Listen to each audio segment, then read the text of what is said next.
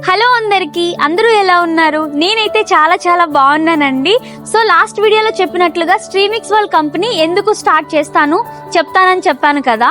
So ఈ వీడియోలో అయితే స్ట్రీమిక్స్ వరల్డ్ కంపెనీ అసలు స్టార్ట్ చేసేటప్పుడు ఏం జరిగింది, ఏంటి, అసలు ఎందుకు స్టార్ట్ చేయాలనుకున్నానైతే చెప్తాను. నేనైతే యూకేకి 2023 జనవరిలో అయితే వచ్చానండి.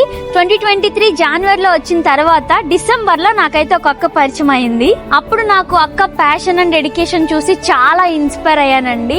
సో నా ఆలోచనలు, అక్క థాట్స్ అన్ని ఒకటవడం నాకు చాలా హ్యాపీగా అనిపించింది. నాకు పరిచయం అయ్యే టైం కి అక్క ఆల్రెడీ యూకే లో జాబ్ చేస్తూ మంచి పొజిషన్ లో ఉన్నారండి. సో నేను ఆ టైంలో స్టడీస్ చేస్తూ బిజినెస్ సైడ్ అయితే వెళ్దామని అనుకున్నాను. సో అప్పుడైతే నాకు అక్కని కలిసాక పూర్తి నమ్మకం వచ్చిందండి.